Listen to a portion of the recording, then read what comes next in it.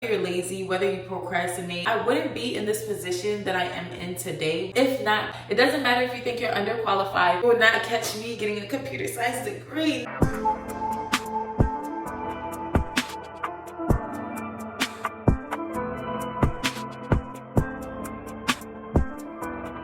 So you want to make 100K, and I'm going to tell you exactly what you need to do to be able to do that, because as a fellow 100K girly, I want to look out for you because we're going to do this together. But before we get started, my name is Dominique Audrey. I am 24 years old and I'm currently a corporate girly making over 100K. So we're going to go over ways that you can do it in tech, which is the field that I'm in, and outside of tech. They have some similarities, but they also have some differences. Without further ado, let's get started. So the first thing that I'm going to tell you to do is to fix your mindset. That is the most important thing that you can do. When I decided I wanted to do more and be more, my mindset was the first thing that shifted. And once I shifted my mindset, I started working on my relationship with God. What better way to figure out what you want to do other than tapping in with the person that created you? He already knows what you're gonna do. He knows your path before you even know it. So when you decide, hey, I'm changing my mindset, the first thing to do is look to God and ask Him, what do you think I should do? What's your plan for me? So tapping in with God is the first thing that I would suggest to do. You'll see the difference too. You have to start thinking, why not me? Like, I see other people doing it. That's probably why I know it's possible to get it done. But why not me? Why can't I get it done? Why am I not the person that's making over 100K? When you start asking yourself, why not you? You're going to see the reasons why. Whether you're lazy, whether you procrastinate, you're going to basically shine a flashlight on those reasons why you're not doing what you're setting out to do. But once you ask yourself, why not me? And you shine that flashlight and you start seeing all the qualities that are putting you in the space where you are today and not the space where you want to be tomorrow, you have to start changing those habits. You have to look into yourself, because it's not just your environment that's shaping you. Even though your environment does play a part in where you are, there are people in worse environments that make it out of whatever they're in. So why not you? Once you decide that you want to be in tech, tech is so broad, but yes, you want to be in tech. Okay, cool. A lot of people want to be in tech. You have to remind yourself that tech is learnable. It's a learnable skill. People don't just wake up knowing about technology. They don't just, it doesn't just dawn on them one day and they're like, oh yeah, I'm gonna do tech. I'm gonna be the best tech girly. Like, no, that doesn't happen. They put in the work and they put in the time. It takes time to learn any skill. So you have to put in that time. You have to dedicate yourself and shift your mindset to, okay, when I have free time, this is what I'm gonna do. I'm not gonna go out. I'm not gonna party. I mean, you can still party sometimes, but you have to prioritize where you want to be. So you prepare yourself to put in that time. This means you may have to create a schedule for yourself. Maybe for 2 hours a day, I'm going to take this one little step to bring me closer to my goal. Step number 2 would be getting a degree. Okay, y'all. I can only speak based on my experience, and I have a degree, so of course I'm gonna tell you to get a degree. A lot of people are gonna tell you, you can get into tech without a degree and this and the third, but in my personal experience, the people who I've seen get into tech without a degree are not in their 20s, okay? They have been working in the tech environment since they were yee-high. In this industry now, with tech being saturated as it is, you need a degree. You need a degree and certifications. You need both. Just put that in your mind, okay? I need both. I wouldn't be in this position that I am in today if not by the grace of God, literally. I didn't even know I wanted to be in tech. I just knew I wanted to make money and I wanted to go to college. I wanted to get a bachelor's degree. So what I did was got an associate's because it was cheaper. I was paying for my own school. I started off getting a degree in business administration, but when it was time to transfer to a 4-year university, I knew I didn't want to do biology. I thought I wanted to do nursing, but my credits for that university did not transfer to a nursing degree. So I sat back and I was thinking, okay, I only got a couple of choices, and tech, my credits did transfer to. I prayed about it and I was like, okay, God, if this is the path that you have for me, then, I'm gonna go into it. I did my research too. Tech, out of all the other options, was the only option that paid the salary that I was looking for, and my goal was 100K. So it paid the 100K. So I was like, okay, Tech, let me see what you're talking about. I turned to my credits to get my bachelor's degree in information technology. During school, here's what I did. To get your degree in something to do with technologies, you can get your degree in IT, you can get it in information systems, you can get it in computer science. I personally would suggest information technology because I think it's the simpler degree. Computer science, oh, you will not catch me getting a computer science degree. Now, if you have a photographic memory or you're just really good at math and you love math, get that computer science degree. You got this. But if you're learning and like you're really like putting the work in, putting the hours in to learn, I would suggest starting off with an IT degree. If IT is too easy for you, you can always try to double major and get that computer science degree. You know, that's for you. But when I did it, I did IT, and that's what worked for me. So I would suggest getting an IT degree. Now, something that I didn't do while I was in school getting my degree is get a certification. But I would suggest that you all get a certification because I know the market has changed. Whether it's a foundational certification, whether it's an intermediate certification, get you a certification. Now, in the tech space that I'm in today, I'm in the cloud space, but you don't have to be in the cloud space. You can be in the UX space, which is design. You can be in the cloud space, or you can be in like cybersecurity. You can be in data analytics. There's so many options when it comes to tech and so many like avenues that you can take. But what I challenge you to do is find a certification that aligns with that avenue that you're interested in taking. Once you find that certification, go for it. Study. There's study courses on Udemy. There are other like websites that you can use to study. I would suggest Udemy because that's just what worked for me. Sometimes companies like AWS, Google, Microsoft, they offer courses that you can take to learn about the services that they provide. Once you learn about those services, go get that certification. Go get it. Whatever job that you have while you're in school, go use that money.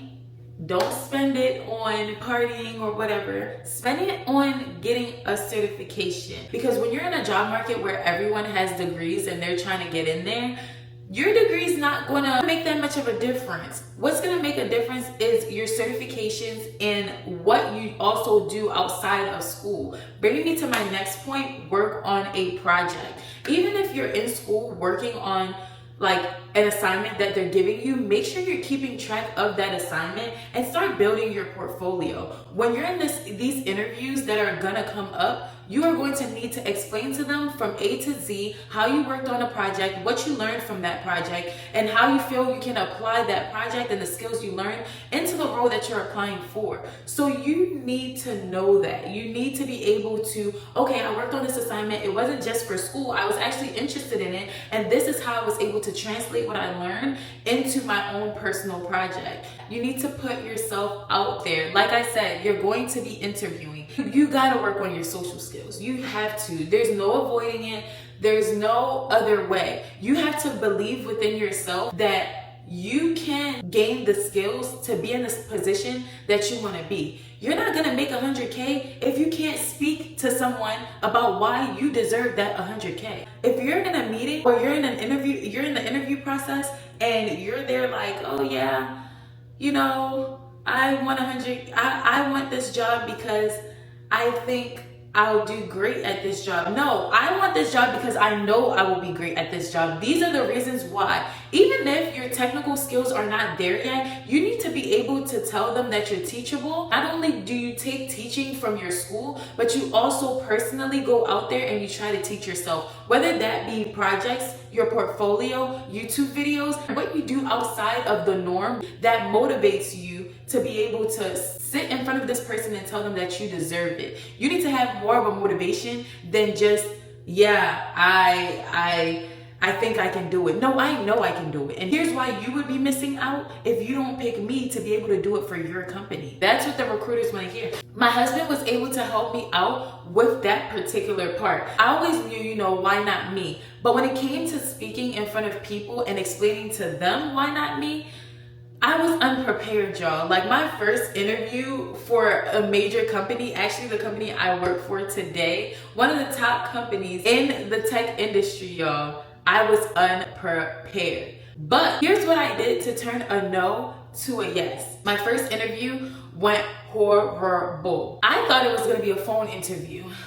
Was not a phone interview. Read that email. Whatever company you're applying for, read the email. If they tell you, yeah, you got an interview, don't be so overwhelmed and so happy preparing for the interview that you don't even understand the basics of that. It's going to be either a web interview, a phone call, or in-person interview. You need to know the basics. You need to be prepared. My first interview was when school had just started. So I was in between classes and I thought, okay, I'm going to cram this interview in between two of my classes. I'm just going to take the interview in my car. Wrong. Make sure you pick a time that works for you, that you will have your undivided attention on the interview and come to the interview prepared. If it is a video interview, wear your business attire.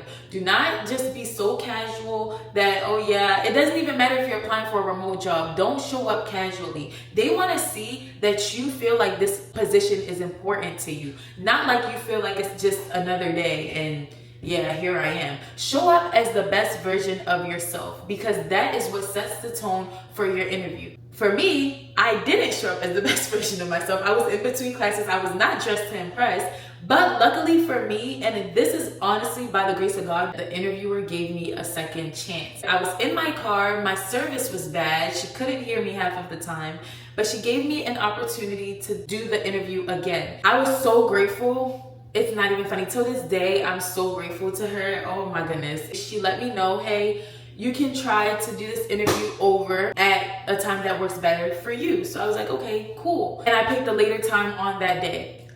I didn't even go to my next class, y'all. I went straight home. I put a suit on. I studied the material. I looked over all the emails that the recruiter had sent me. I did all of my due diligence as you should before you step into this interview. And then I showed up to the second interview as the best version of myself. As someone who knows that even though I'm not the most technical person, I'm here to learn and be honest during these interviews. If you're interviewing for an entry-level position or for an internship, you want to let them know like, hey, I am not an expert at this at all, but these are the reasons why I am qualified for this entry-level position. I'm in school, I've worked on this project, I've taken initiative, I'm disciplined, I don't procrastinate, I put my best foot forward, I'm eager to learn. Like you have to have those natural principles that you can highlight during this interview so that even if your technical skills are not there, they know that technical skills are also teachable, so they're gonna be willing to work with you. Don't show up thinking, oh yeah, I know everything and this and if you don't really know everything, y'all. If you do know everything, kudos to you, you're that girl. But if you don't know everything, it's okay to not know everything, and it's okay to show up in an honest way and try your best. Putting yourself out there would mean talking to people, applying for internships, reaching out to people in positions that you want to be in. So reach out to people on LinkedIn that are already in those entry-level positions and ask them, hey, how did you get there? What was your process? How difficult was it? What's the interview process like? 9 times out of 10, people on LinkedIn will respond. I am someone on LinkedIn, and when people reach out to me on LinkedIn, I respond because I understand that it's nerve-wracking, especially if it's your first time. So we're all a community of people trying to help each other out. Next, apply, apply, apply. How do you think you're gonna get the job if you don't apply? You're not. That's the answer. Like, you can network, yes, you can 100%. Even if you don't get the job, you're getting interview experience, which is pivotal. I applied for a lot of internships. I only got one. I interviewed for 2. One was an interview where I just had to answer several questions. It wasn't with a real person, but the other one was with a real person, and that's the one that I got. I got the internship for that one. I applied for major companies, for major tech companies. Don't discriminate what companies you want to apply for. Apply for all of the companies that you see have roles open. I applied for the biggest tech companies and the smaller tech companies. But at the end of the day, I applied. I put my application in, I put myself out there, and whatever came back, whatever didn't. I only got 2 interviews, and out of those 2 interviews, I landed 1. And it was for the biggest tech company that I applied for, y'all. So if I would have sold myself short and I would have been like, oh no, you know, this is too big of a company to apply to, I would not be in the position that I'm in, making over 100K today, y'all. I am telling you, apply. It doesn't matter if you think you're underqualified, apply.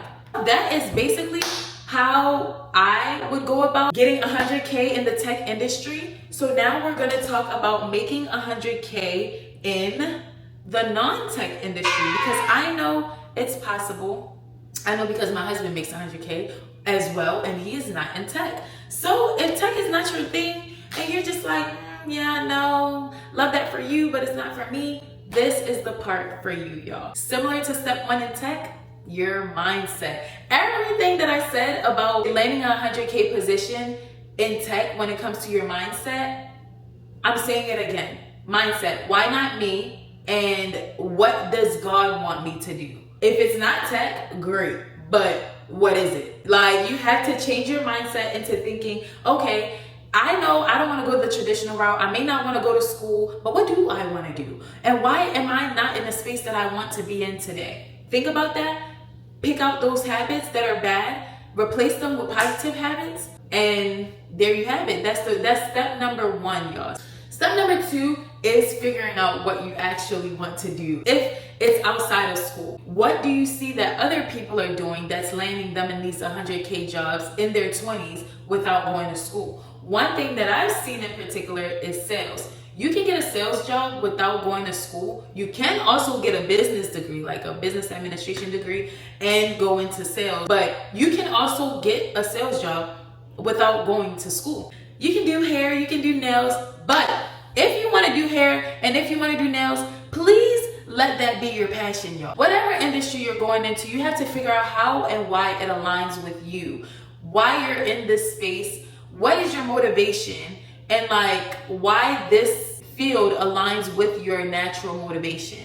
Don't go in there just, oh yeah, I want to just make money. Cool, the money's gonna come, but the money might not be there right away. So what's keeping you going? Because everything is a process and you have to be patient. So picking out what career you want to be in or what you want to do, be prepared to be patient in that career, because it's not going to happen overnight.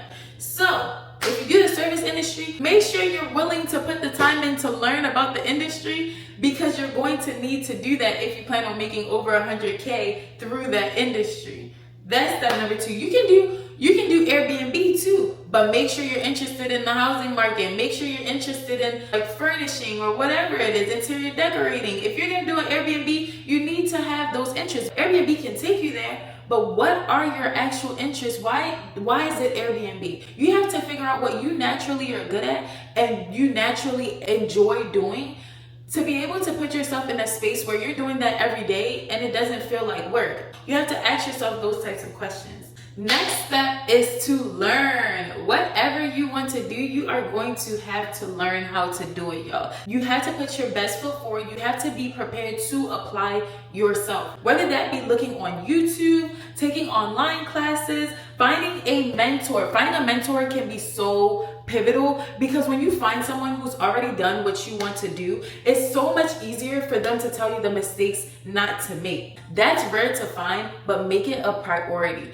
Go on LinkedIn, go look around you, look at all of the people that God has placed in your life, and figure out who you would likely want to be like in 10, 15 years or throughout your 20s. Look at somebody who did it in their 20s. Look at somebody who did it in their 30s or 40s or however old they were, and let them know, hey, this is something that I'm interested in doing. How did you do it? What worked for you? And what did you see was absolutely not working for you? So you can know, maybe I shouldn't try this. I'm the type of person, I learn from other people's experiences. So if it didn't work for Joe, why do I think it's gonna work for me?